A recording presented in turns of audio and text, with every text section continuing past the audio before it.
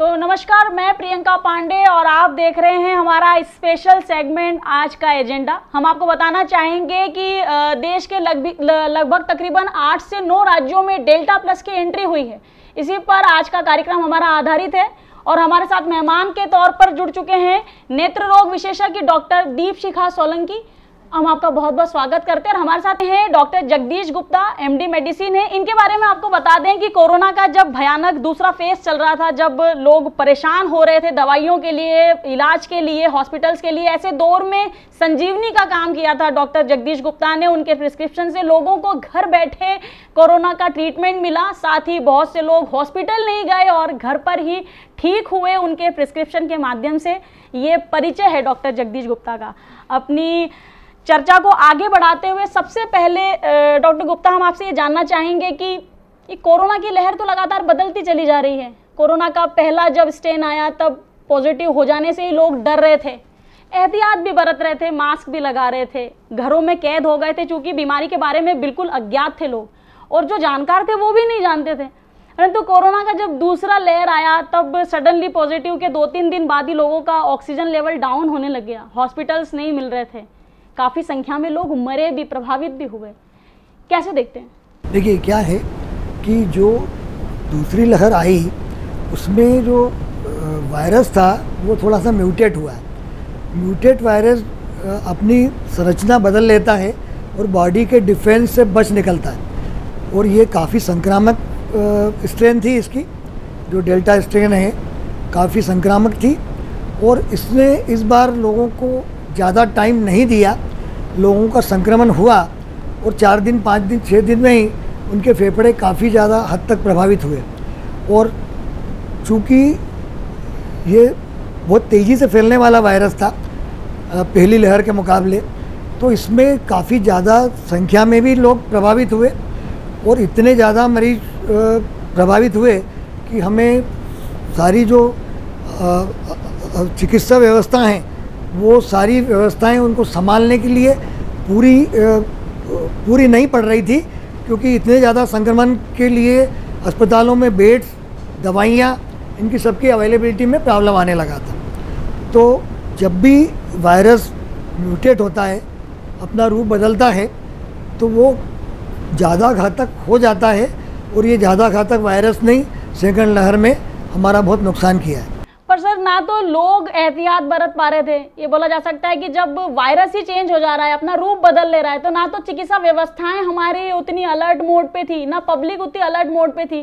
तो क्या अब आप मानते हैं कि डेल्टा प्लस के लिए हम सतर्क हैं, या हमारे पास सभी व्यवस्थाएं दुरुस्त हैं बिल्कुल उससे लड़ने के लिए, चिकित्सा व्यवस्थाएं हमारी?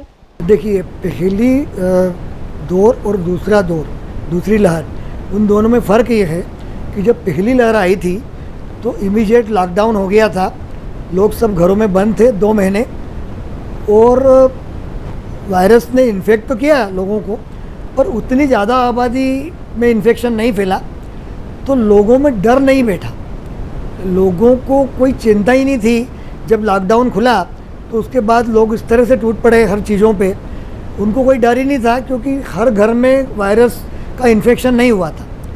पर हम यदि दूसरी लहर को देखें तो दूसरी लहर में घर घर में इन्फेक्शन हुआ है, और हर व्यक्ति के, किसी न किसी व्यक्ति के कोई ना कोई रिलेशन में या तो आदमी बहुत सीरियस हुआ है या मृत्यु हुई है। तो दूसरी लहर के बाद लोग बहुत डर गए।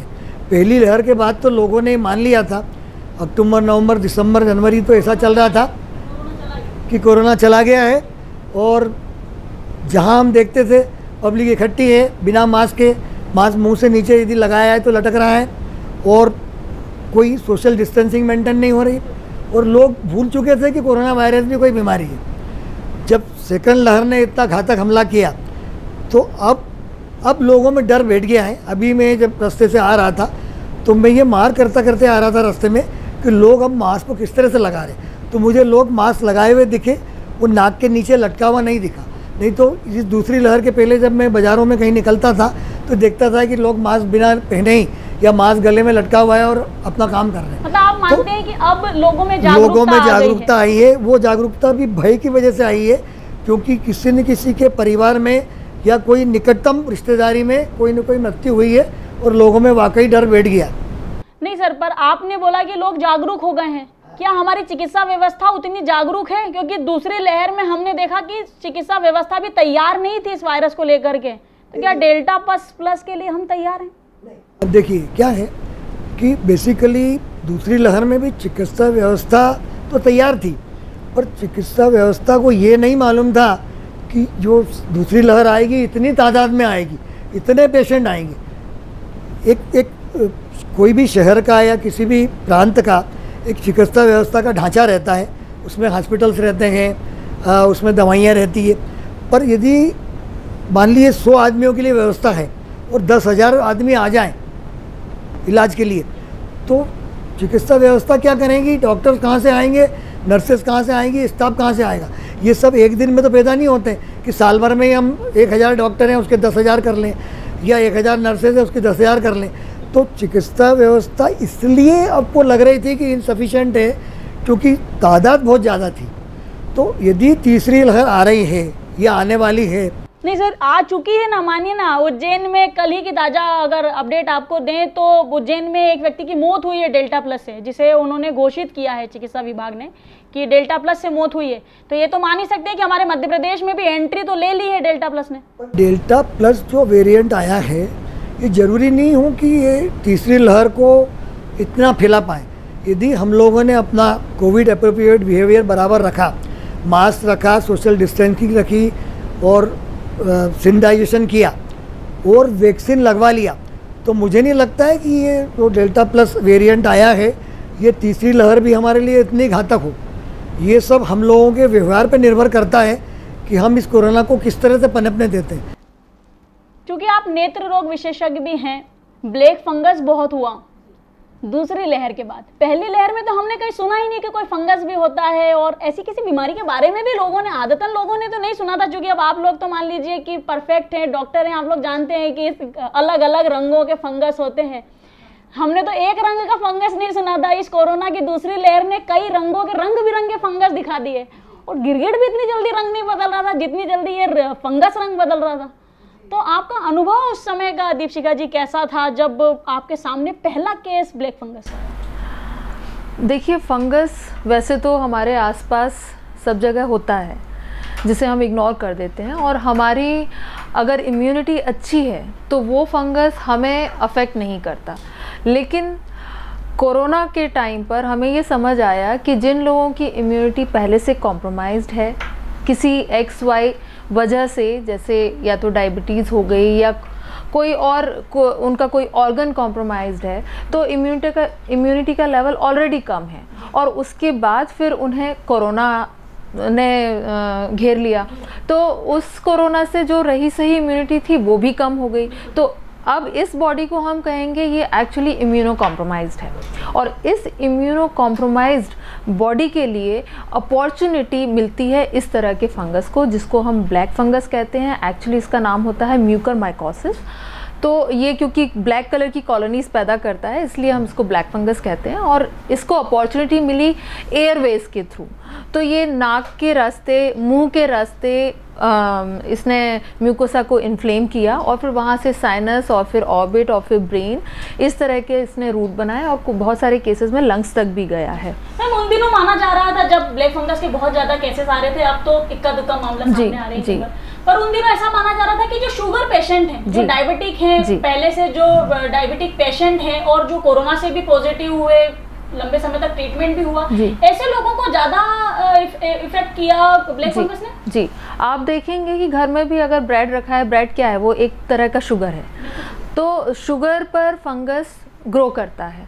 तो ये जिन लोगों का ब्लड शुगर लेवल हाई था उसे ज़्यादा अपॉर्चुनिटी मिली, उसे ज़्यादा अच्छा माहौल मिला खुद के ग्रो करने के लिए। तो ऐसे केसेस में इस फंगस ने अपना पूरा रौद्र रूप दिखाया है। तो डेल्टा प्लस के लिए भी क्या आप लोग तैयार है कि ऐसा कोई नया फंगस या कोई नए कलर का ऑरेंज फंगस या पिंक फंगस, कोई ऐसा लगता है कि वो, देखिए फंगस तो वही को परेशान कर सकता है?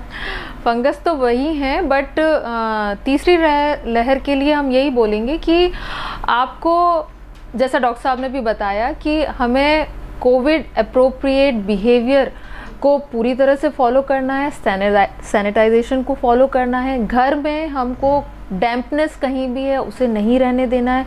दूसरा, मैंने देखा है लोग एक मास्क को 15 दिन तक पहन रहे हैं, ये भी नहीं होना चाहिए। हमें जो मास्क है उसकी एक ड्यूरेबिलिटी होती है, एक ड्यूरेशन होता है, उसके बाद उसे डिस्कार्ड कर देना चाहिए।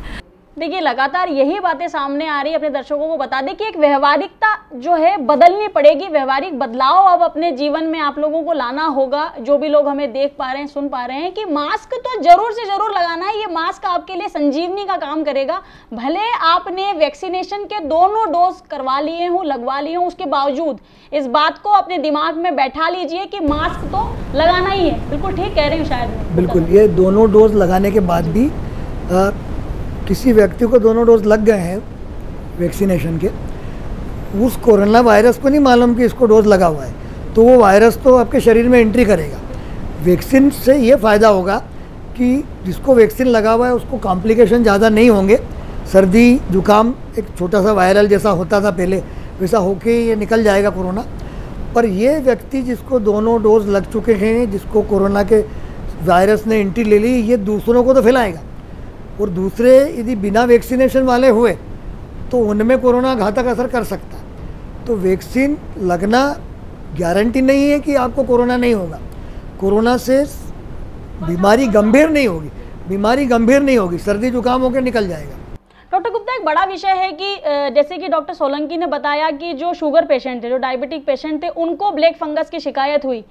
और उन दिनों जब ब्लैक फंगस चरम पर था, जब ज़्यादातर लोग इससे परेशान हो रहे थे या हॉस्पिटलों में जा रहे थे और लाखों रुपए के बिल बन रहे थे, क्या डॉक्टर्स को नहीं पता था कि ये डायबिटिक पेशेंट है, स्टेरॉइड ज़्यादा दे देंगे तो बाद में ये फंगस की शिकायत हो सकती है? क्योंकि मैडम बोल रही हैं, सोलंकी जी का कहना है कि ये तो पुरानी, ऐसा नहीं है कि फंगस नया अवतार लेकर के आया और लोगों में ये बीमारी हुई।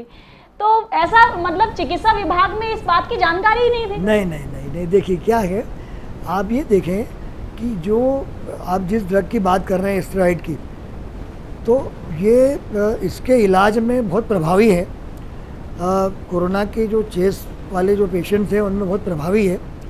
और जहाँ भी चिकित्सकों ने यूज़ किया है इस ड्रग को, प्रॉपर मात्रा में किया है और पेशेंट की शुगर मॉनिटरिंग की है और शुगर को वेल कंट्रोल रखा है। पेशेंट जहाँ भी हॉस्पिटलाइज्ड है वो वेल कंट्रोल रहा है, उसकी शुगर भी वेल कंट्रोल रही है और चिकित्सकों को ये चीज़ें मालूम है। पर ऐसा नहीं, ये स्टेरॉइड का प्रयोग तो 2 साल पहले भी बहुत से पेशेंटों में यूज़ किया गया है। बहुत से डायबिटिक पेशेंटों में भी स्टेरॉइड का यूज़ कोरोना के पहले भी हुआ है, पर वहाँ ब्लैक फंगस ने इतनी तकलीफ नहीं दी है। अच्छा, आने वाले समय में डेल्टा प्लस के मरीजों को फंगस की शिकायत ना हो, क्या इसके लिए कोई स्टडी आपने की? क्योंकि आप पढ़ने लिखने का शौक अभी भी बहुत ज़्यादा रखती हैं, आपने शोध किया हुआ है बाकायदा फंगस पे, उस समय आप लगातार स्टडी कर रही थी कि आखिरकार और कौन कौन से कारण है जिस वजह से मरीज ज़्यादा बढ़ रहे हैं फंगस के। तो आने वाले समय में जो डेल्टा प्लस है, इसके लिए क्या कोई एहतियातन आपने अपने जहन में कुछ ऐसा प्लान बना रखा है कि आप बाद में ये स्टडी साझा करेंगी अपने अन्य साथियों के साथ में? मैंने रिसर्च मेरी अभी भी ऑनगोइंग चल रही है, तो इसमें अभी तक मुझे यही समझ में आया है, जैसा डॉक्टर साहब ने भी कहा, कि ये जो इम्यूनिटी का लेवल है जो डाउन हुआ है वो पर्टिकुलर स्ट्रेन की वजह से हुआ है। हम इसमें स्टेरॉइड्स को नहीं बोल सकते, हम किसी पर्टिकुलर मेडिसिन को नहीं बोल सकते। और अवसरवादी फंगस है, इसको अवसर मिला, तो अगर आने वाला स्ट्रेन जिसकी आप बात कर रहे हैं, अगर वो स्ट्रेन इससे ज़्यादा घातक हुआ तो नो डाउट फिर से फंगस को मौका मिलेगा। वही तो प्रश्न लेकिन है, तो एहतियातन हम क्या जी, लेकिन अगर हम वैक्सीनेशन हमारा परफेक्ट होता है, हर्ड इम्यूनिटी डेवलप हो जाती है, और जो मास्क है और सैनिटाइजेशन है, घर में जो डैम्प एरियाज़ हैं उन्हें हम साफ़ सुथरा और डैम्पनेस को कम कर देते हैं जहाँ फंगस ग्रो ना करे, तो बिल्कुल मुझे ऐसा लगता है कि हम इसको बहुत कम कर सकते हैं। जी देखिए, जो ब्लैक फंगस के बारे में आप प्रिवेंशन की बात कर रहे हैं, तो जब ब्लैक फंगस के पेशेंट्स आने लगे ज़्यादा, तो हमारे एमवाई हॉस्पिटल में फंगस का वार्ड बना दिया गया। उन्होंने कुछ प्रोटोकॉल्स बनाए उसके लिए, एडमिटेड पेशेंट्स के लिए, कि एक तो मैडम ने जैसे बताया था कि मास्क, तो एक ही मास्क को बहुत दिनों तक यूज़ नहीं करें, मास्क को बार बार चेंज करें, क्योंकि मास्क में हमारी हवा के साथ मॉइस्चर जाता है। मास्क यदि गीला होता है तो उसमें फंगस डेवलप हो जाते हैं। दूसरी, जो ऑक्सीजन पेशेंटों को दी जाती है, तो जो ऑक्सीजन की ट्यूबिंग्स हैं वो हर पेशेंट के लिए चेंज की जाए, नई ली जाए। ऑक्सीजन का जो ह्यूमिडिफायर होता है, जो बॉटल रहती है जिसमें एयर बबुल निकलते हैं, उसका पानी स्टेराइल पानी यूज़ किया जाए, उसमें बीटाडिन डाल दी जाए। तो ये कुछ प्रोटोकॉल्स जो हैं वो इस ब्लैक फंगस के दौरान लिए गए हैं। और वो प्रोटोकॉल्स यदि खुदा ना खास्ता तीसरी लहर आती है और उसमें ज़्यादा घातक वायरस आता है, तो ब्लैक फंगस से बचाव के लिए जो प्रोटोकॉल्स हमने अभी दूसरी लहर में बनाए हैं वो ज़रूर फ़ायदेमंद होंगे। और हो सकता है कि हम ब्लैक फंगस का कहर तीसरी लहर में तो रोक ही पाएँ। हम तो ये चाहेंगे कि तीसरी लहर ही नहीं आए, और तीसरी लहर में यदि मान लो आया तो कुछ जो प्रोटोकॉल्स बनाए गए हैं उनके द्वारा इस तरह के अपॉर्चुनिस्टिक इन्फेक्शन को रोकने की पूरी कोशिश की जाएगी। इस तरह के प्रोटोकॉल आपने बताया कि जैसे दोनों वैक्सीनेशन के डोज होने के बाद सर्दी खांसी जो आपने बोला कि रूटीन हो सकता है कि हो, पर हमने दूसरी लहर में देखा कि लोगों को सर्दी खांसी हुई ही नहीं। सडनली बहुत तेज बुखार आया, बुखार 102 पर पहुंचा और रात बिरात एकदम से सांस लेने में तकलीफ हुई और लोग जाके एडमिट हो गए आईसीयू में। और 2 दिन पहले का चेस्ट इन्फेक्शन था 10% 15%, वो बढ़ के एकदम से 65% 70%। तो लोग कैसे मतलब सामना करेंगे, आप बताइए ना। देखिए फिर भी समझ ही नहीं जो आपने बताया, पर क्या होता है कि सर्दी खांसी हो ये ज़रूरी नहीं है, उसमें कई बार थोड़ा सा गला दुखता है या बॉडी में फीवर के सिम्टम्स आते हैं, हाथ पैर दुख रहे हैं, बॉडी एक है, 99-100 फीवर है, पर चूँकि हर व्यक्ति के पास थर्मामीटर नहीं होता है, व्यवस्था नहीं होती, तो नापते भी नहीं लोग कि हमें फीवर आया। तो यदि सेकंड लहर में जिनको फीवर आया, ज़रूरी नहीं कि खांसी हो सर्दी हो, पर यदि फीवर आया है और गले में दर्द है और वो यदि कोरोना की वजह से है, तो ये वायरस इतना घातक था कि इसने चौथे 5वें दिन 6ठे दिन चेस्ट में अच्छा खासा संक्रमण पैदा कर दिया। तो हमें अब ये अलर्ट रहना पड़ेगा कि यदि किसी भी तरह का फीवर, गले में दर्द, हल्की सी सर्दी या हल्की सी खांसी, तो हमें तुरंत सतर्क होना पड़ेगा। फीवर नापना चाहिए, सेचुरेशन चेक करना चाहिए। तो ये सब सारे अलर्ट हैं कि मास्क पहनना, घर में सेचुरेशन चेक करना, टेम्परेचर चेक करना, ये सारी दूसरी लहर में कुछ चीज़ें जो बताई गई थी वो यदि खुदा ना खास्ता तीसरी लहर आई तो हमको बहुत सचेत रहना पड़ेगा और ये ध्यान रखना पड़ेगा कि अर्ली जितनी हम डिजीज़ को पकड़ें, जितनी जल्दी हम डिजीज़ को पकड़ें।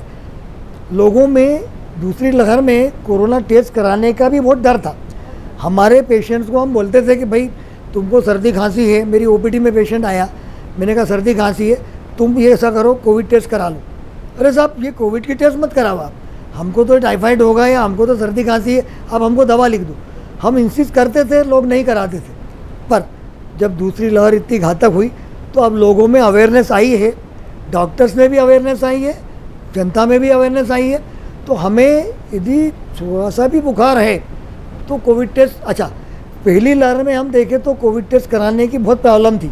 पहली लहर में हमारे पास सिर्फ इंदौर में एक ही लैब थी, एमजीएम मेडिकल कॉलेज की, जहाँ कोविड टेस्ट होता था, हर व्यक्ति करा भी नहीं सकता था। अब तो शहर में प्राइवेट और सरकारी में कोविड टेस्ट की बहुत व्यवस्था हो गई है। कोविड टेस्ट की जांच की कीमत भी काफ़ी कम हो गई है और गवर्नमेंट में तो सब फ्री हो रही हैं। सारे district hospitals, primary health centres, जितने भी शहर में हॉस्पिटल, छोटी छोटी डिस्पेंसरियाँ, वहाँ भी सब कोविड टेस्ट फ्री में हो रही हैं।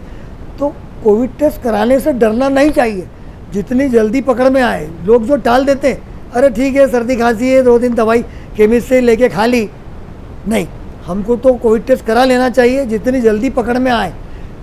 तो ये जो है ये इम्पॉर्टेंट चीज़ है। ये बिल्कुल सही बात कही डॉक्टर गुप्ता ने कि एहतियात ही एकमात्र आपके पास समाधान है कि यदि आपको शुरुआती दौर में सर्दी खांसी होती है, हल्का बुखार आता है, तो उसे मौसम का बुखार या मौसम का फेरबदल या फ्रिज का ठंडा पानी और काम का एग्जर्शन ना समझते हुए उसे दिमाग में ये बैठा लीजिए कि हो सकता है कि कोरोना ने कहीं ना कहीं आपके दरवाजे पर दस्तक दे दी है, तो कोरोना का टेस्ट करवाना ज़्यादा बेहतर है, बशर्ते 15-20 दिन तक हॉस्पिटल में बिल बनवाने के।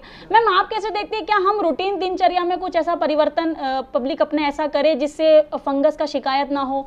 खान पान में क्या हम परिवर्तन ऐसा करें, जैसे अब जो लोग पहले उस दौर से गुजर चुके हैं वो तो ठीक ही है, उनको दोबारा इस प्रकार की शिकायत ना हो, क्योंकि ये तो स्टाम्प पेपर पे किसी ने लिख के दिया नहीं कि कोरोना एक बार हो गया तो दोबारा नहीं होगा, या फंगस एक बार हो गया तो दोबारा नहीं होगा। ऐसी तो कोई बीमारी बनी ही नहीं धरा पे जो एक बार हो जाए तो दोबारा ना हो।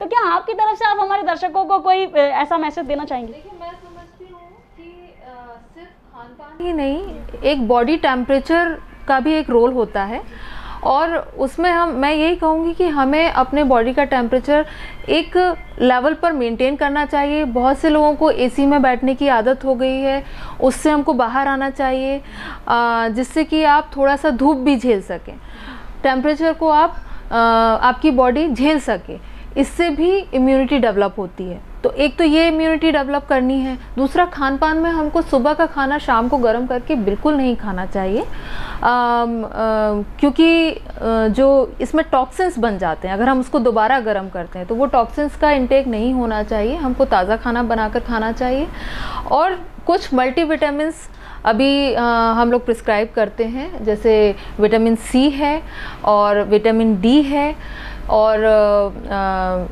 मल्टीविटामिन्स और जिंक है। ये सब हम लोगों को रेगुलरली लेना चाहिए, क्योंकि अभी हम नहीं कह सकते कि खाने में कितने केमिकल्स हैं, कैसा है। ये ऊपर से जो हम मेडिसिन्स लेंगे, जो टैबलेट्स लेंगे, उससे हमारी इम्यूनिटी का लेवल अच्छा रहेगा। तो हो सकता है विद कोविड अप्रोप्रिएट बिहेवियर और इनका जब एडिशन हो जाएगा तो हम आने वाली लहर को, आने वाले स्ट्रेन को। सर, चूंकि आपने कहा कि डेल्टा प्लस को तीसरी लहर नहीं मान सकते, क्योंकि अभी इतना बड़े स्तर पे नजर जैसे आया नहीं, पर इन केस अगर तीसरी लहर आती है, क्योंकि अब तो कोरोना अपना रूप बदल रहा है अलग अलग तरीके से, क्या उसके लक्षण में भी परिवर्तन हो सकता है? जैसे आपने बोला कि मे भी सर्दी खांसी हो ही ना, बुखार हो ही ना, परिवर्तन हो सकता है लक्षणों में। पर देखा जाए तो ये कोरोना जो वायरस है, ये रेस्पिरेटरी वायरस है, तो इसमें सिम्टम्स रेस्पिरेटरी ट्रैक्ट के, सर्दी जुकाम खांसी, कहीं ना कहीं कुछ न कुछ तो मिलेगा, क्योंकि ये बेसिकली इसकी एंट्री रेस्पिरेटरी ट्रैक्ट से होती है, नाक से या मुंह से ही इस वायरस की एंट्री होती है। ये वायरस को दूसरा रास्ता घुसने का और नहीं है। हमारे शरीर की स्किन जो है वो सब जगह से हमको बचाती है वायरस से एंट्री को, तो मोस्टली वायरस की एंट्री जो है हमारे नाक से या मुंह से होती है। तो चूँकि रेस्पिरेटरी ट्रैक्ट को पकड़ता है तो थोड़े सिम्टम तो रेस्पिरेटरी ट्रैक्ट के आना ही आना है।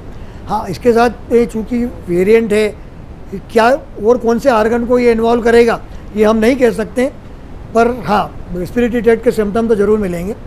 और जो हम इम्यूनिटी की बात कर रहे थे, तो वहाँ पे हमें इम्यूनिटी में कुछ तरह के व्यायाम जो हमारे शरीर को फिट रखें वो ज़रूर करना चाहिए। और जो हमारे देश का योग है, योगा जिसको हम कहते हैं, वो भी हमको करना चाहिए, ताकि हमारे शरीर की इम्यूनिटी एक्सरसाइज से हमारा सर्कुलेशन अच्छा बना रहे, और खान पीन और इम्यूनिटी के लिए व्यायाम, ये दोनों बहुत ज़रूरी है। सर, क्या होता है ना कि जैसे आपने बताया कि व्यायाम करें, खाना अच्छा खाएं, आपने भी कहा कि खाना अच्छा खाएं, बासी खाना ना खाएं, ताज़ा खाना खाएं, अच्छी हरी सब्जियां खाएं।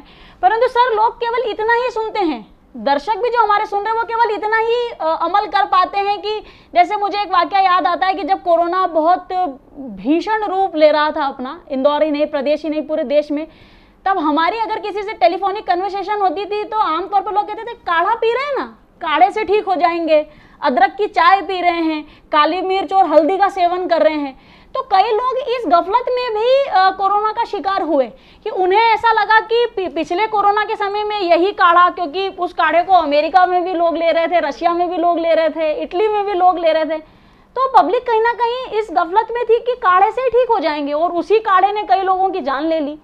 तो हम व्यायाम करना सिखा रहे हैं, बहुत अच्छी बात है, परंतु आप दर्शकों को ये जरूर बोलिए कि ये केवल एहतियातन है। आपको ये इम्यूनिटी बढ़ाने के तरीके हैं, अच्छा खान पान, व्यायाम करना, पर इम्यूनिटी अच्छी होने के बावजूद भी आपको कोरोना का संक्रमण नहीं होगा ये कोई ज़रूरी नहीं। संक्रमण आपको हो सकता है, इम्यूनिटी आपकी अच्छी रहेगी तो सर्दी खांसी होकर निकल जाएगा, इम्यूनिटी कमज़ोर रहेगी तो फेफड़े आपके संक्रमित होंगे और ज़्यादा सीरियस बीमारी डेवलप होगी। तो इम्यूनिटी अच्छी होना मतलब ये नहीं है कि संक्रमण नहीं होगा। तो हम ये सोचें कि हम ये कर लेंगे, हम वो कर लेंगे, यदि हम संक्रमित हो गए हैं तो हमें जल्दी से जल्दी टेस्ट कराना चाहिए। टेस्ट पॉजिटिव आई हैं तो पूरा उस तरह से जो इलाज की ज़रूरत है वो हमको कराना चाहिए।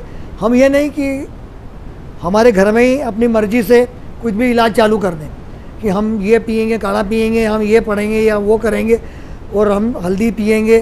तो ये सब इम्यूनिटी बढ़ाने के हैं इन्फेक्शन होने के पहले, पर एक बार यदि इन्फेक्शन हो गया तो ये चीज़ें कितना काम करेगी इसका जवाब किसी के पास नहीं। बिल्कुल ठीक है ना, क्योंकि उस दौर में हमने ये भी देखा कि इतनी भाप ले ली कि दूसरी समस्या लोगों को होने लग गई। मतलब किसी चीज का ज्ञान हमें अधूरा ज्ञान, जो बोलते हैं ना अधूरा ज्ञान कई बार अभिशाप हो जाता है, तो वो अधूरा ज्ञान ही कोरोना की दूसरी लहर में हमें परेशान कर गया। कैसे देखती हैं डॉक्टर सोलंकिया? बिल्कुल, देखिए रेगुलर 20 मिनट्स टू 40 मिनट्स की एक्सरसाइज बहुत ज़रूरी है, बॉडी को हाइड्रेट करके रखना बहुत ज़रूरी है। और ये जितनी चीज़ें इम्यूनिटी बूस्टर के रूप में हम देखते हैं, ये सिर्फ कोरोना से रिलेटेड नहीं है, ये हमें पहले से भी ध्यान रखा जाना चाहिए था कि हमारी इम्यूनिटी का एक लेवल होता है वो हमेशा मेंटेन रहे। अब कोरोना आए या नहीं आए, ये लेवल होना ही चाहिए। मान लीजिए कोरोना आ जाता है तो जैसा डॉक्टर साहब ने बोला कि वो आपको अफेक्ट तो करेगा, वो आपको इन्फेक्ट करेगा ही करेगा, लेकिन अगर आपकी इम्यूनिटी अच्छी है तो कम सिम्टम्स होंगे, इम्यूनिटी ख़राब है ज़्यादा होंगे। अब अगर इन्फेक्शन हो ही गया है तो आपको ओवर द काउंटर काम बिल्कुल नहीं करना चाहिए, आपको डॉक्टर से मिलना चाहिए और जो भी लाइन ऑफ मैनेजमेंट डॉक्टर्स आपको एडवाइस करते हैं उसको फॉलो करना चाहिए स्ट्रिक्टली। बिल्कुल ठीक।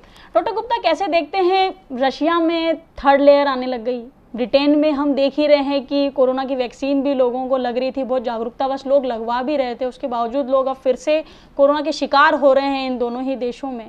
वहीं अमेरिकी वैक्सीन जो मॉडर्ना और फाइजर है उसे बताया जा रहा है कि वो असरदार नहीं है कोरोना की तीसरी लहर के लिए। तो क्या हमारी कोवैक्सीन और कोविशील्ड जो ज़्यादातर इंडिया में लग रही है लोगों को आज की तारीख में, अगर बीते 4 दिनों की बात की जाए तो युद्ध स्तर पर वैक्सीनेशन हो रहा है, तो कैसे देखते हैं? क्या है कि अभी इसका कोई साइंटिफिक प्रूफ नहीं है कि मॉडर्ना या एस्ट्राजेनेका डेल्टा प्लस वेरिएंट में काम नहीं कर रही है। ये अभी इतनी स्टडी नहीं हुई क्योंकि इसके इतने पेशेंट नहीं मिले।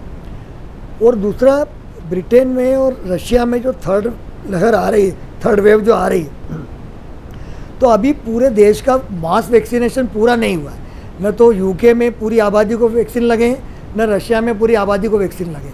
तो वहाँ भी अभी काफ़ी ज़्यादा आबादी बिना वैक्सीनेशन के है। तो जो तीसरी लहर आ रही है, डेल्टा प्लस वेरिएंट आ रहा है, तो हम यदि वहाँ के केसेस की स्टडी करेंगे तो पता लगेगा कि जिन लोगों को वैक्सीनेशन हुआ है उन लोगों में ये इतनी घातक नहीं आ रही, बीमारी इतनी घातक नहीं आ रही। ये सब एक हवाई बातें हैं कि तीसरी लहर वहाँ आ रही है और वैक्सीनेशन वालों को प्रॉब्लम हो रही। यदि इसका अभी डिटेल्स आए नहीं है, जब इसका डिटेल आएगा तो हमें पता लगेगा कि जिनको वैक्सीनेशन हुआ है उनको कोरोना ने इफेक्ट तो किया है तीसरी लहर ने, पर उनको सिम्टम्स और साइंस और इतना प्रभावित नहीं किया।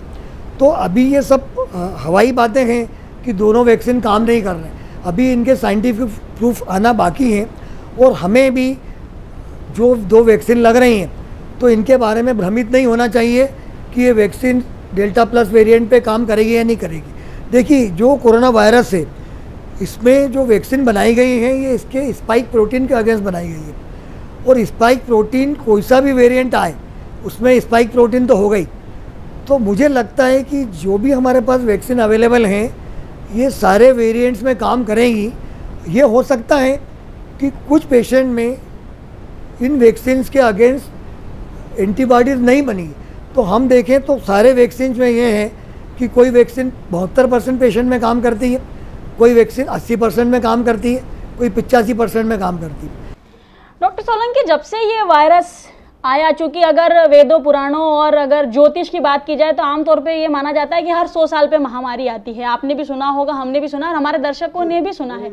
परंतु बार बार ये बात सुनने में आ रही है कि ये जो वायरस है ये लैब में तैयार किया गया है, ये बड़े स्तर पे किसी देश को प्रभावित करने के लिए तैयार किया गया है। क्योंकि आप दोनों अपने अपने क्षेत्र में बोला जा सकता है कि पर्याप्त ज्ञान रखते हैं, तो क्या आपने भी महसूस किया डॉक्टर सोलंकी ऐसा कि ये जो वायरस है वो लैब में तैयार किया हो सकता है? जैसे 1910 में जब ये हुआ था उस समय की स्टडीज़ को अगर हम ध्यान दें तो उसमें ओवर द ईयर्स लगभग 3 से 5 साल बाद उस समय की जो महामारी थी वो अपने आप ख़त्म हो गई थी, या यूँ कहें हर्ड इम्यूनिटी इतनी डेवलप हो गई थी कि उसके बाद फिर पेशेंट्स में वो विरुलेंस देखने नहीं मिला। अब इस चीज़ को अगर हम स्टडी करते हैं, इस महामारी को, तो अगर हम ये मानते हैं, मेरी बात पर ध्यान दें, अगर हम ये मानते हैं कि ये नेचुरल अकरिंग डिजीज़ है कोरोना, तो हम कह सकते हैं कि 4 to 5 इयर्स के बाद हर्ड इम्यूनिटी आएगी और ये स्लो डाउन हो जाएगा।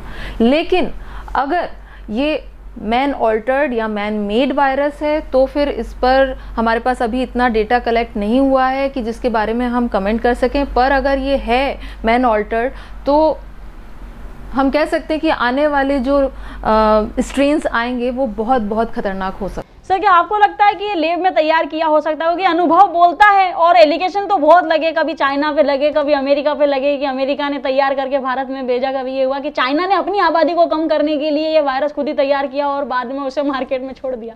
तो क्या आप भी एलिगेशन तो इसमें बारे में बहुत सारी रिपोर्ट्स आ रही हैं, बहुत सारे पत्रकारों ने खोजा है, बहुत सारे साइंटिस्टों का ये कहना है कि ये मैन मेड वायरस है, पर सारे व्यूज़ कन्फ्लिक्टिंग हैं। कोई भी 100% श्योरिटी से नहीं कह सकता है कि ये मैन मेड वायरस है, क्योंकि जहाँ से ये लीक हुआ है ऐसा मानते हैं लोग कि चाइना से लीक हुआ है, तो वहाँ पे अभी इतनी इन लोगों ने बाहर वाले लोगों को इतना अलाउ ही नहीं किया है कि लोग जाके जांच कर सकें कि वायरस मैन मेड है कि नेचुरल है।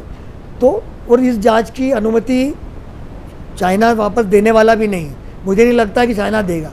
तो हम इसको किस बेसिस पे ये कह पाएंगे कि ये मैन मेड है या नेचुरल वायरस है। पर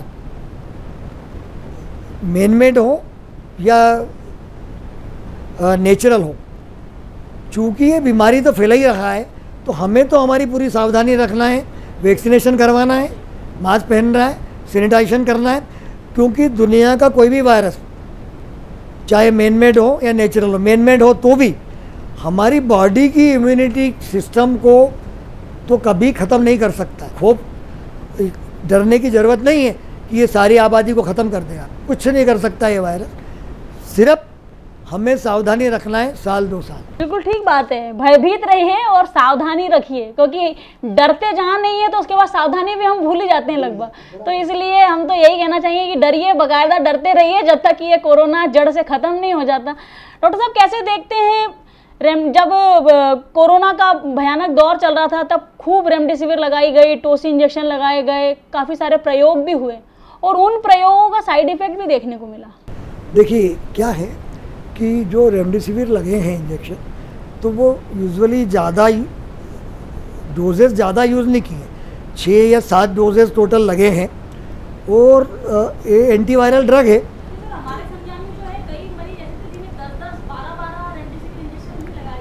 कुछ लोगों ने यूज़ किए होंगे जिनमें ज़्यादा सीवियर इन्फेक्शन होगा, पर मोस्टली लोगों को 6 या 7 दिन, पहले दिन 2 डोज और उसके बाद 5 डोज, टोटल 7 डोज, 6 या 7 डोज लगे हैं।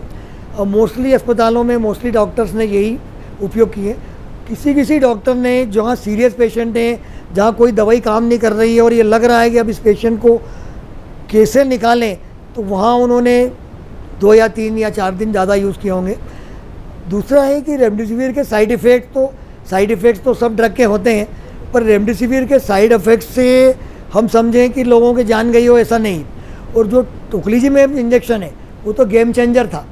टोक्लिजिमेब इंजेक्शन जहाँ पे प्रॉपरली टाइम पे यूज़ किया है वो पेशेंट को सारी हम जान बचा पाए। तो टोक्लिजिमेब और उसके जो अल्टरनेट हैं वो इंजेक्शंस तो जहाँ भी प्रॉपरली यूज़ हुए हैं उन पेशेंटों की जान बच गई।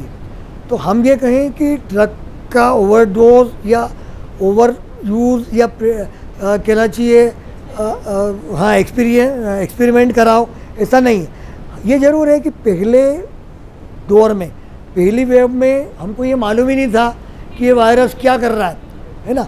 पर दूसरे दौर में हमें ये मालूम था कि ये वायरस खून गाढ़ा कर रहा है, ये वायरस को हम इस दवाई से थोड़ा सा इसका प्रकोप कम कर सकते हैं।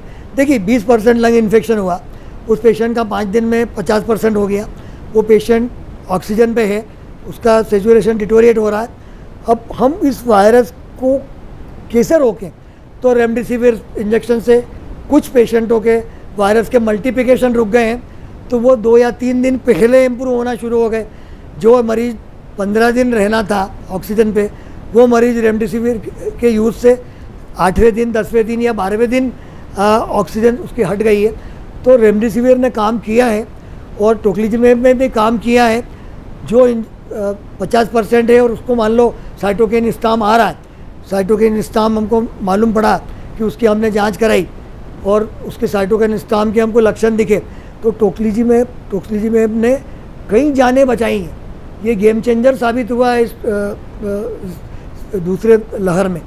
तो हम दवाइयों को इतना दोष नहीं दे सकते कि उनकी वजह से कोई साइड इफेक्ट, कि उनकी वजह से साइड इफेक्ट थोड़े होते हैं। इस विषय को कैसे देखते हैं कि कोई मरीज कोरोना के चलते अस्पताल में भर्ती होता है, ट्रीटमेंट भी चलता है, अच्छी तरीके से ट्रीटमेंट चलता है, सडनली हार्ट अटैक आता है, पर उस पेशेंट को उस समय नेगेटिव बता दिया जाता है कि वो तो कोरोना से नेगेटिव है, पॉजिटिव है ही नहीं। इसे कैसे देखते हैं आप? काफी सारे केसेस क्योंकि ऐसे इंदौर में रहे जिसकी कोई गिनती ही नहीं है। मैं बताता हूँ क्या है कि कोई पेशेंट का सेचुरेशन कम हुआ और वो सीधा अस्पताल में भर्ती हुआ और उसकी कोविड की टेस्ट करी और कोविड की रिपोर्ट नेगेटिव आई। तो होता क्या है कि कोविड की रिपोर्ट 10-12 दिन 14 दिन के बाद में कई बार नेगेटिव हो जाती है ना। पेशेंट को इन्फेक्शन हुआ, उसने 10 दिन तक 12 दिन तक कोई चिंता ही नहीं की, वो कुछ तो भी इलाज करता रहा। जब वो सीरियस हो गया तब वो अस्पताल में पहुंचा, तब तक उसको 14-15 दिन हो गए थे, तब उसकी टेस्ट करी तो कोविड टेस्ट नेगेटिव आई। अब कोविड टेस्ट नेगेटिव आई, उसके लंग इन्वॉल्व है, उसको हार्ट का अटैक आया है, तो कोई भी व्यवस्था उसको कोविड कैसे घोषित कर देगी? तो सर वो डेथ को हम कोविड से नहीं मानेंगे, कैसे ले लेंगे? ये लापरवाही कैसे ले लेंगे? क्योंकि यदि कोविड टेस्ट नेगेटिव है तो कोविड में हम कैसे ले लेंगे? हाँ, ये ज़रूर है कि यदि उसको दूसरे सीटी स्कैन में लगता है कि उसका निमोनिया कोविड टाइप का निमोनिया है, तो उसको हम सस्पेक्टेड कोविड मान सकते हैं। अब सस्पेक्टेड कोविड को कोविड में कन्वर्ट करना ही नहीं करना इज़ ए बिग डिसीजन, क्योंकि कोविड टेस्ट नेगेटिव है। तो जो आंकड़े आते थे वो कोविड पॉजिटिव टेस्ट जिनकी हो गई थी उनके आते थे, पर जो सस्पेक्टेड केसेस है, बाद में कुछ सरकारों ने कोविड सस्पेक्टेड केसेस को भी बाद में मान लिया है कि भाई हम कंसिडर करते हैं कि ये कोविड रिलेटेड डेथ है। तो डेथ एक्चुअली कॉम्प्लिकेशंस की वजह से हुई है, ना कि क्योंकि वायरस का एक पर्टिकुलर टाइम है। जैसे सीजनल वायरस आता है, वो 5 से 7 दिन रहकर आपको सर्दी जुकाम करके चला जाता है खुद से ही, ऐसा जनरली होता है। तो हर वायरस के साथ उसकी एक लाइफ लाइन होती है, लाइफ टाइम होता है, ड्यूरेशन होता है। तो कोरोना के साथ स्टार्टिंग में जो स्ट्रेन आया था वो लगभग 14 दिन का उसका टाइम था, उसके बाद आपकी रिपोर्ट नेगेटिव हो जाती है। अभी उसने जब म्यूटेट किया तो उसका टाइम 21 से 28 दिन तक भी हमने कई पेशेंट्स में देखा है। हाँ, समय बढ़ गया, ऐसा बोला ऐसा था। पहले 15 दिन में रिपोर्ट नेगेटिव आ जा रही थी, कई पेशेंट ऐसे थे जो 22-23 दिन तक बिल्कुल बने हुए थे कोरोना में। उन पेशेंट्स में जिसमें कोरोना पॉजिटिविटी बनी हुई है, रेमडेसिविर का यूज़ किया गया ताकि वायरस का रेप्लिकेशन, वायरस की जो मात्रा बढ़ रही, संख्या बढ़ रही शरीर में, उसको रोक दिया जाए तो कि ताकि कॉम्प्लिकेशन कम हो। डॉक्टर सोलंकी, हम आगे के लिए कितने तैयार हैं अगली लहर के लिए? क्योंकि डॉक्टर गुप्ता ने बोला कि हो सकता है तीसरी भी आए, चौथी भी आए, 5वीं भी आए, क्योंकि ये तो एक शुद्ध हिंदी में बोला जाता है एक छद्म युद्ध है, कि छिपा हुआ युद्ध है, एक लड़ाई है जिसके बारे में हम में से कोई भी नहीं जानता, चिकित्सा विभाग भी नहीं जानता, चिकित्सक भी नहीं जानते कि आने वाला समय कैसा होगा, क्योंकि कोई ऐसा व्यवस्थित ज्योतिष तो बैठा नहीं है जो ये बता पाए कि कल क्या होने वाला है। पर क्या हमारा जो मेडिकल विभाग है, क्या हमारी चिकित्सा व्यवस्थाएं इतनी दुरुस्त हैं आगे के लिए, या कोई प्लानिंग चल रही है इसको लेकर? देखिए, जब पहली बार कोविड आया था 2020 में हमारे यहाँ, तो उस समय हमें कुछ भी नहीं पता था इस बीमारी के बारे में, उसे वो कितनी आक्रामक हो सकती है, ख़तरनाक हो सकती है, और उसके लिए हमको ट्रीटमेंट किस लाइन पर कैसे बढ़ना है। वो पहली लहर की बात है। फिर दूसरी लहर में हम काफ़ी हद तक तैयार थे, लेकिन बल्क बहुत ज़्यादा था। उस समय से फिर हमारे यहाँ गवर्नमेंट ने बहुत अच्छा एक प्रोग्राम किया कि हम लाइव वेबिनार करने लगे, जिससे बहुत सारे डॉक्टर्स आपस में डिस्कशंस कर पाए, और उन डिस्कशंस के बाद हमने एक लाइन ऑफ मैनेजमेंट तैयार किया। और उसको देखते हुए मैं कह सकती हूँ कि हाँ, अब हम लोग बहुत काफ़ी हद तक तैयार हैं। अगर हमारे इंफ्रास्ट्रक्चर, हमारे रिसोर्सेज और नंबर ऑफ पेशेंट्स अगर ऑलमोस्ट इक्विवेलेंट हुए तो हम इससे बहुत अच्छे से लड़ सकते हैं। हमें अब पता है कि ये क्या क्या कर रहा है वायरस और उसे किस जगह पर, किस लेवल पर, किस तरह से रोकना है। सर, जैसे डॉक्टर सोलंकी ने कहा कि शासन प्रशासन तैयार था और सरकार की तरफ से समय समय पर एहतियातन कदम भी उठाए गए, जागरूक भी किया गया, डॉक्टर्स की भी वेबिनार जो लिया गया उसमें लगातार अपडेट दिए गए। सर, आपको लगता है कहीं चूक हुई सेकेंड लेयर में प्रशासनिक तौर पर? क्योंकि महाराष्ट्र में फरवरी में दूसरी लहर आ गई थी, परंतु हमारे वहाँ अगर मध्य प्रदेश की बात की जाए तो ट्रांसपोर्टेशन को नहीं रोका गया, लगातार सब दिनचर्या वैसी चल रही थी। और जब बोला जा सकता है कि तीर कमान से निकल गया था, जब वायरस बहुत बड़ा रूप ले चुका था, तब जाकर के हम लॉकडाउन की तरफ बढ़े, तब जाके हमने बसेस बंद की। तो आपको लगता है कि चूक हो गई? देखिए, इसको चूक नहीं कहना चाहिए, इसको ये मानना चाहिए कि सेकंड लहर जो आई है तो पहली लहर में केसेस की जो संख्या थी उसके हिसाब से तो प्रशासन की पूरी तैयारी थी कि अस्पताल जो हैं सब संभाल लेंगे, क्योंकि जिससे हमारे अपने शहर की बात करें तो 5 से 7 हज़ार बेड जो हैं वो रेडी हैं कोविड के लिए और सारी व्यवस्था थी। पर ये जो दूसरी लहर है इतनी घातक होगी, इसकी संभावना न तो शासन प्रशासन को थी, न जनता को थी, न किसी व्यक्ति को थी। जब दूसरी लहर आई तो ये इतनी घातक हुई। घातक होने का रीज़न, मेन रीज़न ये है कि जो जनता थी वो जागरूक नहीं थी। जनता जागरूक नहीं थी। शासन प्रशासन की ओर से तो बार बार ये जारी किए जाते थे विज्ञापन कि सतर्क रहें, सैनिटाइजेशन रखें, सोशल डिस्टेंसिंग रखें, सब रखें, पर जनता ने मान लिया था कि हमको कोविड से मुक्ति मिल गई। वैक्सीनेशन भी नहीं लगवा रहे थे, लोग हिचक रहे थे वैक्सीन लगवाने में। तो ये जो दूसरी लहर जो इतनी घातक हुई है उसके पीछे कोई एक व्यक्ति को जवाबदार न मानते हुए जनता और जागरूकता और एक जो मन में भय होना चाहिए वो भय नहीं था। सबसे बड़ी बात मैं मानूं तो जनता के मन में कोरोना के प्रति बिल्कुल भय नहीं था। लोग बोलते थे हाँ कोरोना हमारे पास थोड़ी आएगा, इसको आना था आ गया, हमको कुछ नहीं होने वाला। तो ये जो भय नहीं था कोरोना का वो इस लहर के लिए जवाबदार है। और मुझे लगता है कि जो दूसरी लहर में भय बैठ गया है जनता के मन में, वो भय ही हमको तीसरी लहर से बचाएगा। तो अपना बहुकीमती समय देने के लिए डॉक्टर गुप्ता और डॉक्टर सोलंकी, रेड 9 टीवी आपका बहुत बहुत आभार मानता है।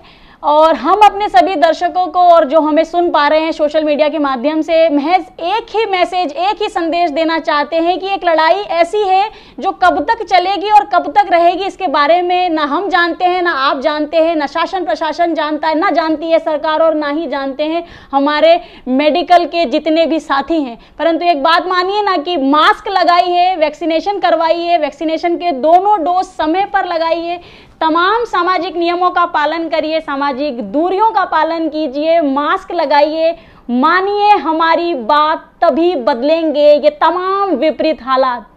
मुझे दीजिए इजाजत और बने रहिए रेड 9 न्यूज़ के साथ।